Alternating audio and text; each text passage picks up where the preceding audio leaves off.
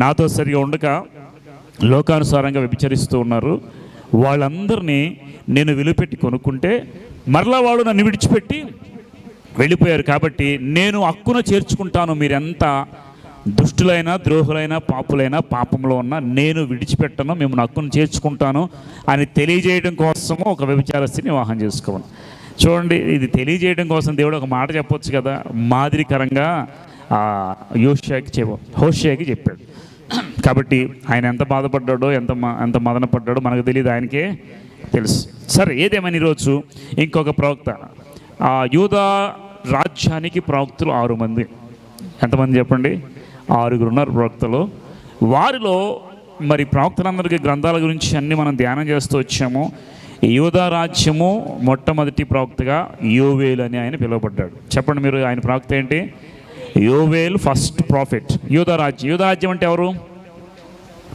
యూదా రాజ్యం అంటే చెప్పండి.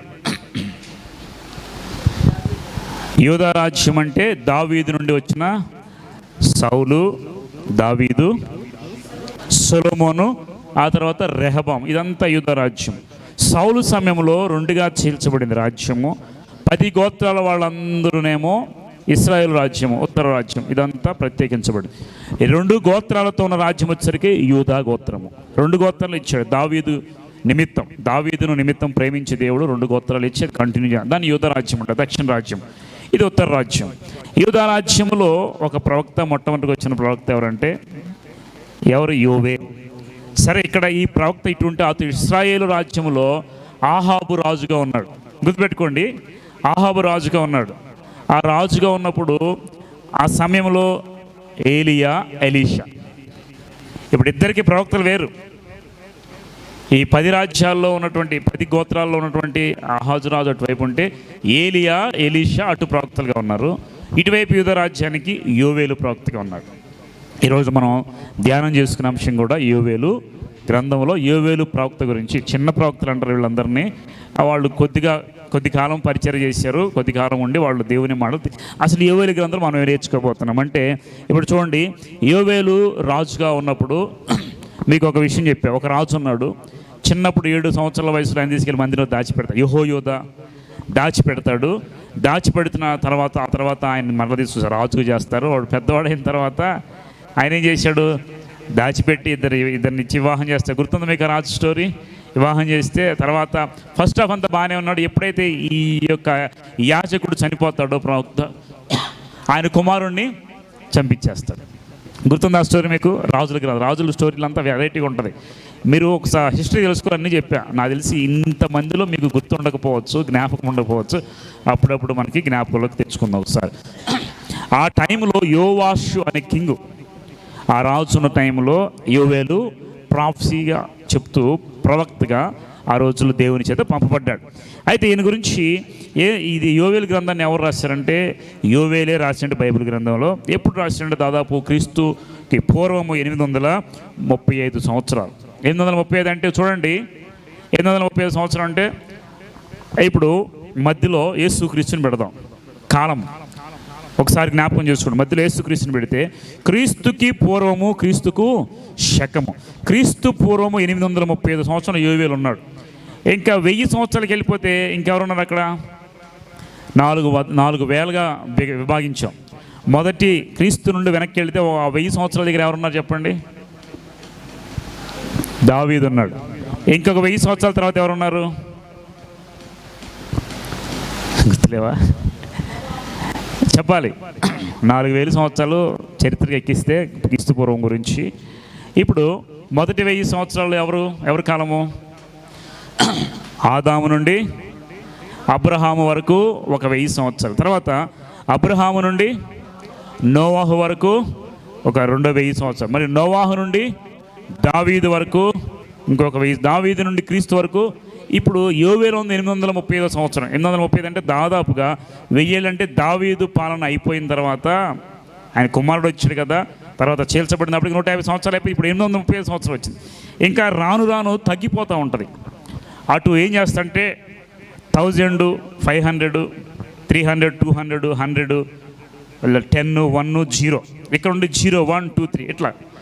ఎప్పుడు కూడా వెనక్కి వెళ్ళిన కొద్ది ఎలా ఉంటుందంటే జీరో నుండి వెనక్కి స్టార్ట్ అవుతారు, జీరో నుండి ముందుకు స్టార్ట్ అవుతారు. కాబట్టి మీకు కాలాలు కొంచెం కన్ఫ్యూజ్గా ఉండొచ్చు. ఇక్కడ 835 సంవత్సరంలో యోవేలు ప్రవచనం చెప్తూ వచ్చాడు. ఈ యోవేలు గురించి రాయబడిన గ్రంథంలో ఈయన మూలవాక్యం వచ్చేసరికి యోవేలు గ్రంథం 2వ అధ్యాయము 12వ వచనం చూడండి ఒకసారి. 2వ అధ్యాయము 12వ వచనంలో, ఇప్పుడైనా మీరు ఉపవాసం ఉండి కన్నీరు విడుచుచు దుఃఖించుచు మనపూర్వకంగా నా యొద్దకు తిరిగి, ఇది యోవేలు మెయిన్. చాలా తర్వాత చూద్దాం. యోవేలు మెయిన్ ఇంటెన్షన్ ఏంటంటే ఇప్పుడైనా మనపూర్వకంగా మీ పాపం విడిచి నా దగ్గరికి రండి. ఇది మన యోవేలు గ్రంథంలో నేర్చుకోబోతున్నట్టు అంశం ఏంటంటే ఈ విధంగా యోవేలు ప్రవచించాడు. అసలు యోవేలు వచ్చినప్పుడు దేని గురించి చెప్పాడు, ఎలా ఉంది? మొత్తం ఎన్ని అధ్యాయాలు తెలుసు? ఇక్కడ 3 అధ్యాయాలే ఉన్నాయి.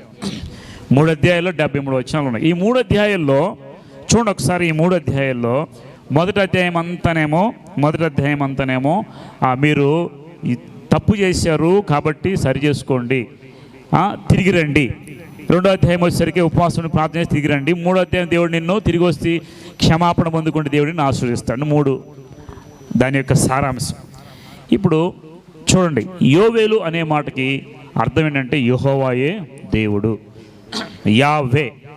వినండి జాగ్రత్తగా. యావే అంటే యోవేలు, దేవుని యెహోవా దేవుని పేరు ఏంటంటే యావే అంటారు హీబ్రూ లాంగ్వేజ్.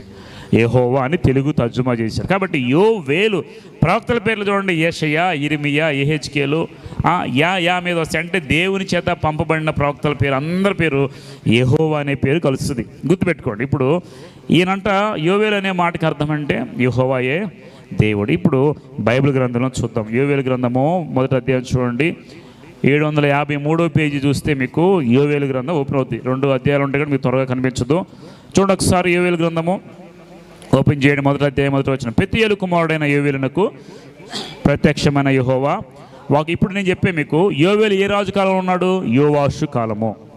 ఎవరి కాలం అంట? యోవాషు. అటువైపు ఆహాబు రాజుగా ఉంటే అటువైపు ప్రవక్తలు ఎవరు? ఏలియా, ఎలీషా. ఇక్కడ యోవేలు. సరే, ఈ యోవేలు ప్రవక్త గురించి మనం ఆలోచిస్తే ఈ బైబిల్ గ్రంథంలో పెతూయేలు కుమారుడైన యోవేలునకు ప్రత్యక్షమైన యెహోవాకు, పెద్దలారా ఆలకించుడి, దేశపు కాపురస్తులారా మీరందరూ చెవియొగ్గి వినుడి. ఇలాంటి సంగతి మీ దినములలో కానీ మీ పితరుల దినం జరిగిందా? ఈ సంగతి మీ బిడ్డలకు తెలియచేయుడి. వారు తమ బిడ్డలకు ఆ బిడ్డలు రాబో తరమునకు తెలియచేయదు. చూడండి, ఇప్పుడు ఎవరితో మాట్లాడుతున్నారు? పెద్దలారా, తర్వాత మీరు మీ బిడ్డలకు చెప్పండి. ఆ దేశంలో ఉన్న ప్రతి ఒక్కరు కాపురస్తులారా మీరు ఏం చేయాలంట?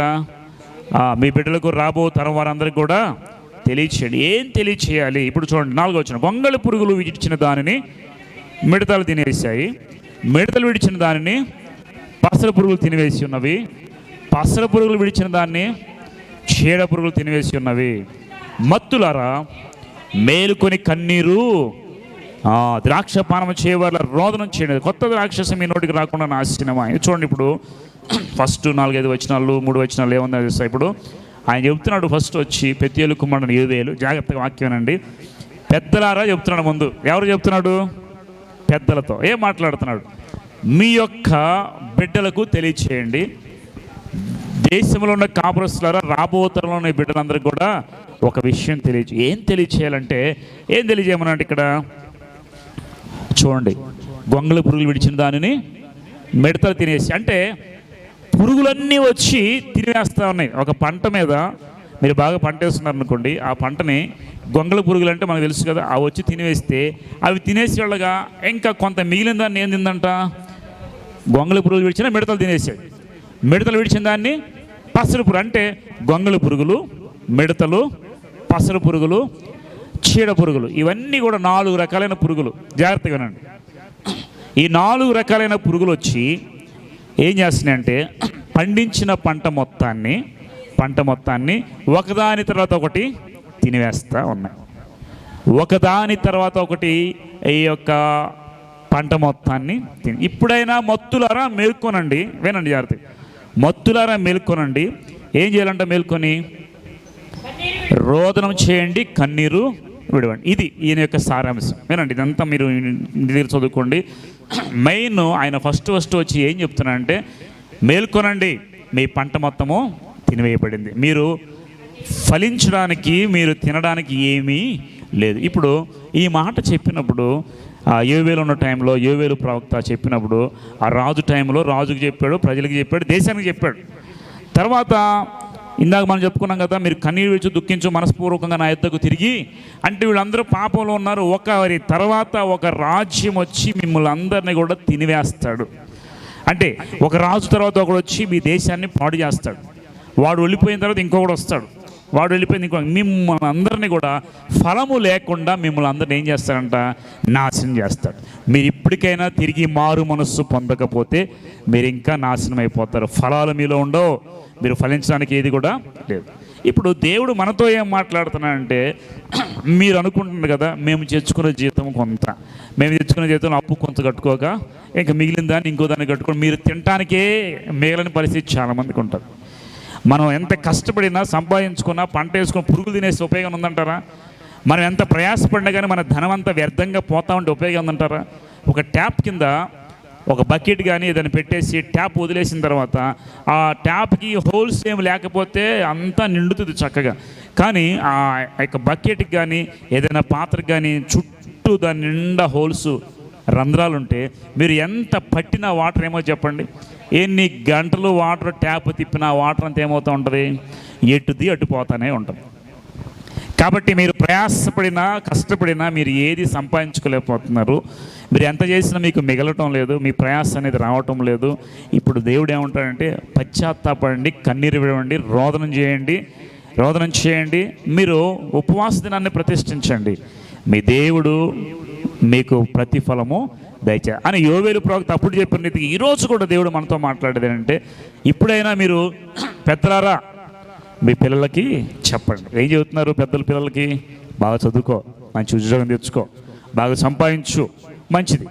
మరి దేవుని సంగతి ఏంటి? మందిరానికి వెళ్ళు, ప్రార్థన చేయి, వాక్యం చదువు. ఒక తల్లిదండ్రులు ఉన్నారండి, జాన్ వెస్లీ, సూసన్ వెస్లీ, తెలుసు మీ అందరికీ. ఇప్పుడు చాలామంది జాన్ వెస్లీ అనే పేరు పెట్టుకున్నటువంటి సేవకులు ఉన్నారు.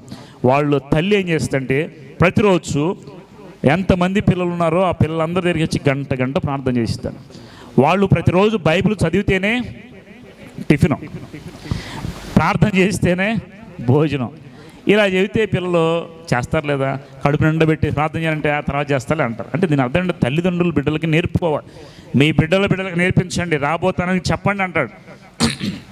యెహోషువ మోషే కాలంలో కూడా ఆయన ఏం చేశాడు, ఒకసారి ద్వితీయోపదేశ కాండం చేశాడు. మీకు తెలుసుగా చెప్పా, ద్వితీయోపదేశ కాండం అంటే ఏంటంటే మొదటగా వచ్చిన వాళ్ళందరికీ మోషే కాలం చెప్పాడు.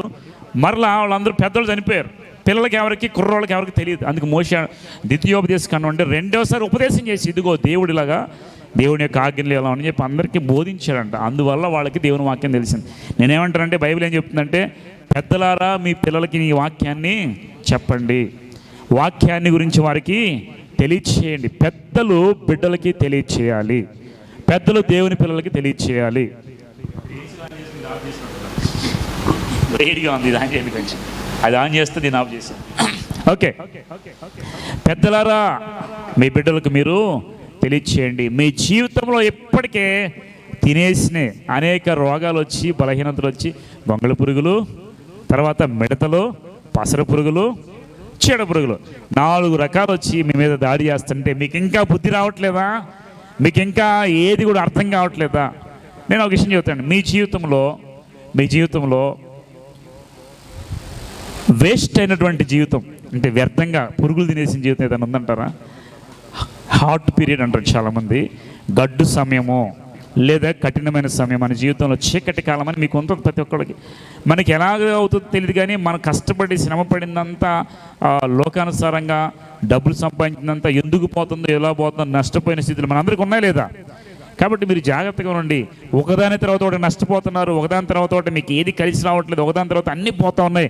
మీరు ఏం చేయాలి? 2 విధాలుగా, ఆత్మీయంగా, అదేవిధంగా లోకానుసారంగా కళ్ళు తెరవాలి. మత్తులారా ఇంకా మత్తు విడండి. మీరు సంపాదించిందంతా ఆ ట్యాప్లో పడిపోయి మొత్తం ఎటు వెళ్ళాల్సినట్టు ముందు మనం ఏం చేయాలంటే ఆ హోల్స్ అన్నీ సరి చేసుకోవాలి. ఈ ప్రవక్త చెప్పేది అదే, మీరు అన్నీ సరి చేసుకొని ప్రభు వైపు తిరగండి, ఖచ్చితంగా దేవుడు మీకు సహాయం చేస్తాడు. అందుకనే 1 అధ్యాయం 5 వచనం ఏం చెప్పాడు? భక్తులారా మేలుకొని కన్నీరు విడండి, రోదన చేయండి అని చెప్పి ఇక్కడ చెప్పాడు. 1:13 చూడండి ఒకసారి.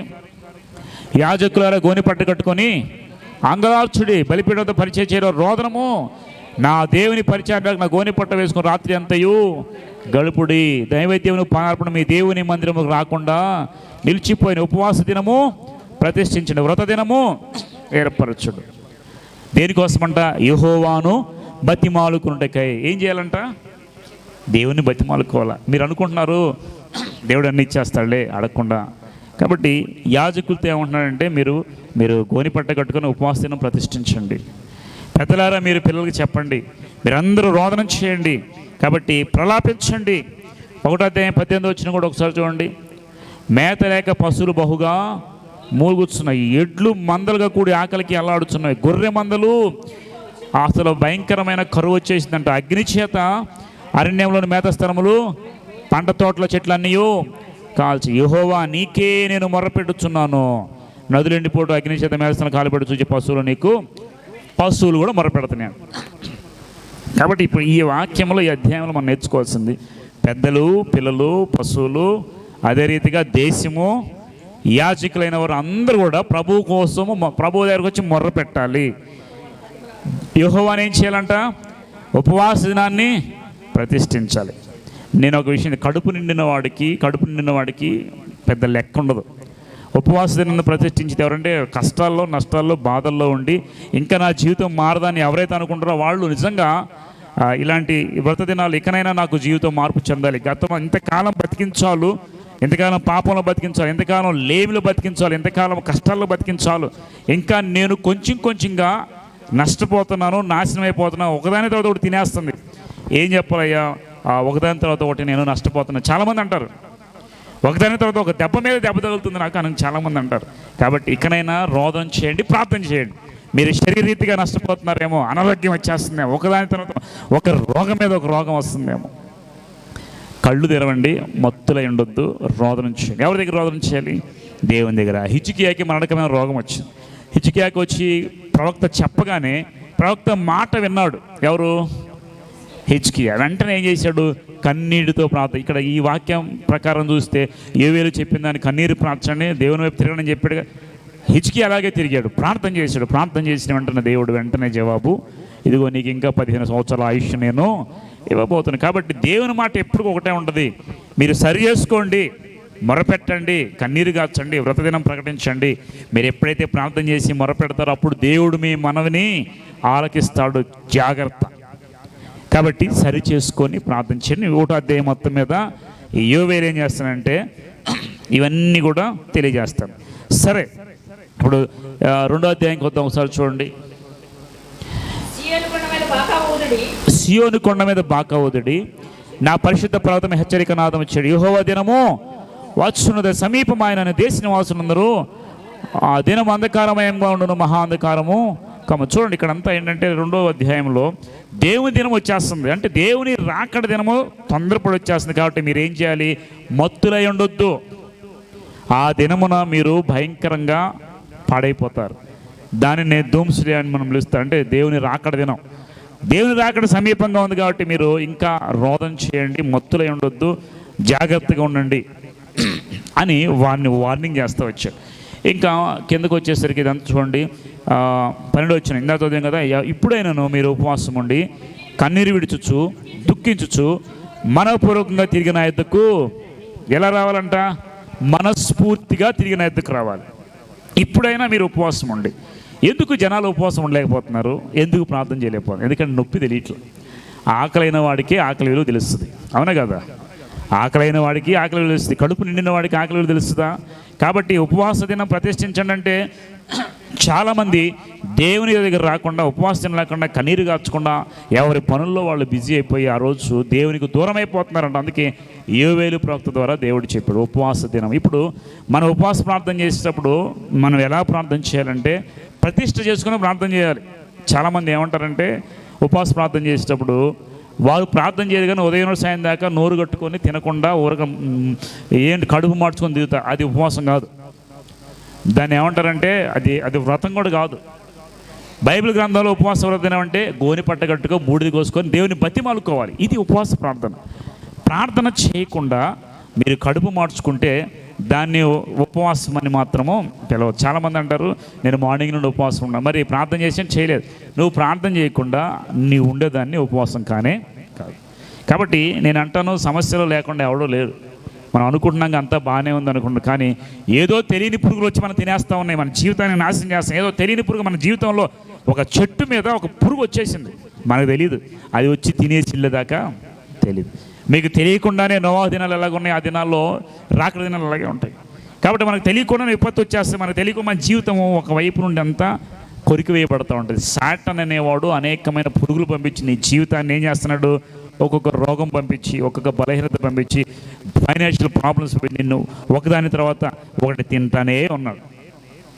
కాబట్టి గుర్తుపెట్టుకోండి, ఒక స్త్రీ ఉంది, రక్తస్రావ రోగం స్త్రీ, 12 సంవత్సరాలు ఉంటే ఆవిడకి రక్తస్రావ రోగము. ఆవిడ ఏం చేసిందంట, దాని దగ్గర ఉన్న డబ్బు అంతా వ్యయం చేసుకొని అనేక డాక్టర్ల దగ్గరికి తిరిగింది. అవునా? అంటే తన జీవితంలో ఆరోగ్యం పోయింది, డబ్బు పోయింది, అన్ని విధాల జీరో అయిపోయింది. ఇప్పుడు ఆవిడ ఎవరి గురించి ఉంది, దేవుని గురించి విని, యేసుక్రీస్తు గురించి విని, ఆయన యుద్ధకు వస్తే చాలు నేను స్వస్థపరచబడతాను అనుకొని, మనసులో అనుకొని ప్రయాసపడి వచ్చి ఆయన ముట్టింది. ఇప్పుడు ఆమెకు స్వస్థత కలిగిందా లేదా? కాబట్టి లోకంలో ప్రయాసపడి తిరిగి అటు తిరిగి ఇటు తిరిగి ప్రార్థనలు చేసి హాస్పిటల్కి పోయి ఎంతో డబ్బు కూర్చుకున్నా కానీ మనకి ఉపయోగం ఒక్కోసారి ఉండనే. అప్పుడు ఏం చేయాలి, ప్రభువు వైపు తిరిగి బతిమాలుకొని ప్రార్థన చేస్తే ఖచ్చితంగా దేవుడు ఏం చేస్తాడు, తర్వాత అధ్యాయంలో ఉంటుంది.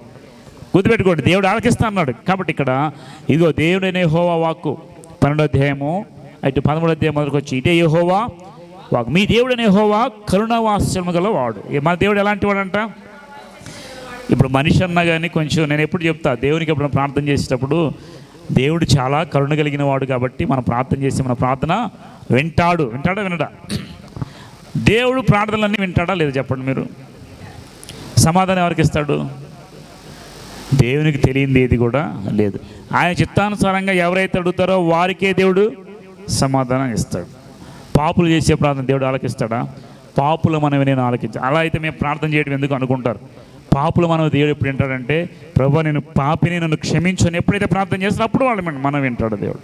కాబట్టి దేవుడు అన్ని ప్రార్థనలు ఆయనకు తెలుసు, కానీ ఎవరికి ఎలాగ సమాధానం ఇవ్వాలో ఆయనే ఇస్తాడు. కాబట్టి ఇక్కడ బైబిల్ ఏం చేతులు వేస్తాడు, నీ దేవుడు యెహోవా కరుణావాత్సల్యము గల వాడు. మన దేవుడు కరుణా వాత్సల్యం కలిగిన వాడు, శాంతమూర్తి, అత్యంత కృపగలవాడునై ఉండి తాను చేయనుద్దేశించిన కీడు చేయగా మానక పశ్చాత్తాపడును గనుక మీ వస్త్రములు కాక మీ హృదయములను చింపుకొని ఆయన తట్టు తిరుగుడు. చాలు వినండి, మన దేవుడు ఎలా అంటాడు, కరుణ. మీరు ఏం నిర్ణయించుకోవాలంటే, అయ్యో ఇంతవరకు నా జీవితంలో నష్టపోయింది చాలు, ఇంతవరకు నా జీవితంలో నేను పోగొట్టుకున్నది చాలు, ఇంతవరకు నా జీవితంలో ఆరోగ్యము పాడైపోయింది చాలు, అన్ని విషయాల్లో నేను పురుగులు తినేసిన నా జీవితాన్ని. అయితే ఇప్పుడు ఏం చేయాలంట, నీ దేవుడు కరుణ కలిగిన వాడు, వాత్సల్యం కాదు ఎరిగి ఆయన దగ్గరకు వచ్చి ఏం చేయాలి, మనము ప్రార్థన చేస్తే నీకు ఇంకా రావాల్సిన కీడును రాకుండా దేవుడు ఏం చేస్తాడు, కాపాడతాడు. అదే వాక్యం, తాను చేయనుద్దేశించిన కీడును చేయక పశ్చాత్తాపడును కనుక మీ వస్త్రములు కాక మీ హృదయంలో చింపుకొని ఆయన తట్టు. దేవుడు పశ్చాత్తాపడతాడా? ఇక్కడ వాక్యం చూడండి, దేవుడు పశ్చాత్తాపడను. దేవుడు మనిషి కాదు, పాపం చేయలేదు, కానీ పశ్చాత్తాపడటం 2 రకాలు ఉన్నాయి. మొదటిది, పాపము చేసిన వాడు ఒప్పుకొని పశ్చాత్తాపడటం వేరు. ఒకటి మనుషులు చేసేది, పాపం.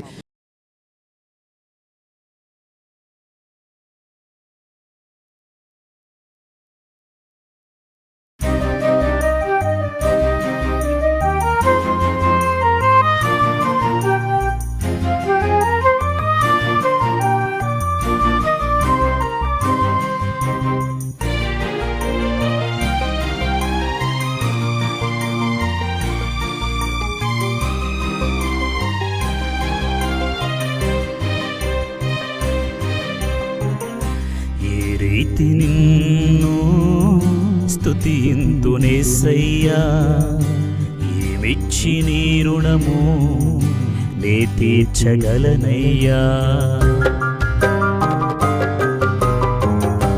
ఏ రీతి నిన్ను స్తుతింతునేసయ్యా, ఏమిచ్చి నీ రుణము నే తీర్చగలనయ్యా. నీవు చేసిన ప్రతి మేలుకై నీవు చేసిన ప్రతి మేలుకై నీవు చూపిన నీ ప్రేమకై నీవు చూపిన నీ ప్రేమకై ఏ రీతి నిన్ను స్తుతింతునేసయ్యా ఏమిచ్చి నీ రుణము నే తీర్చగలనయ్యా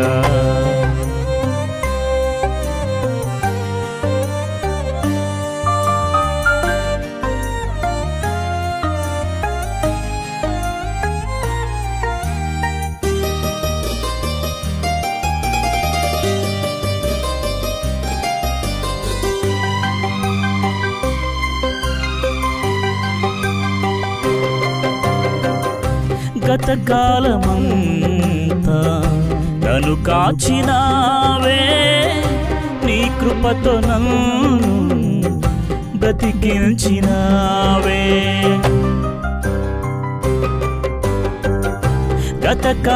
గతకాలమంతా నన్ను కాచినావే నీ కృపతో నన్ను బ్రతికించినావే నీ రెక్కల నీడలో నన్ను దాచి ఉంచావు నీ రెక్కల నీడలో నన్ను దాచి ఉంచావు నీ చేతిలో నన్ను చిక్కుకున్నావు నీ చేతిలో నన్ను చిక్కుకున్నావు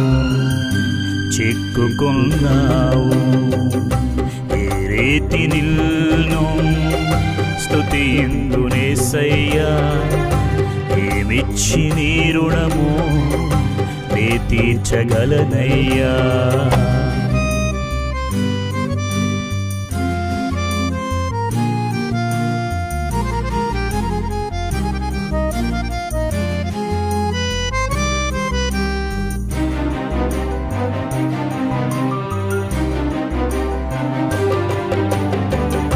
శృతి లేని నన్ను సరిచేసినావే నా రోత బ్రతుకంతా నీవు మార్చినావే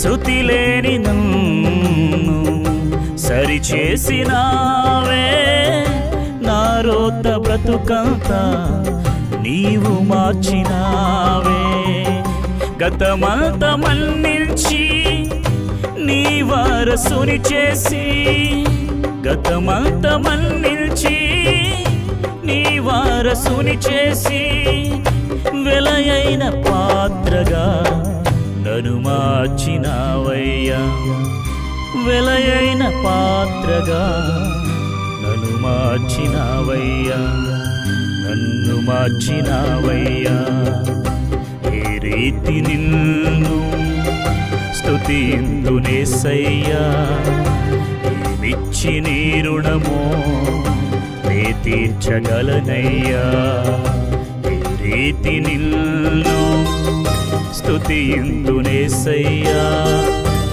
ఏమిచ్చి నీ రుణము నే తీర్చగలనయ్యా నీవు చేసిన ప్రతి మేలుకై నీవు చేసిన ప్రతి మేలుకై నీవు చూపిన నీ ప్రేమకై నీవు చూపిన నీ ప్రేమకై ఏ రీతి నిన్ను స్తుతింతునేసయ్యా ఏమిచ్చి నీ రుణము నే తీర్చగలనయ్యా నే తీర్చగలనయ్యా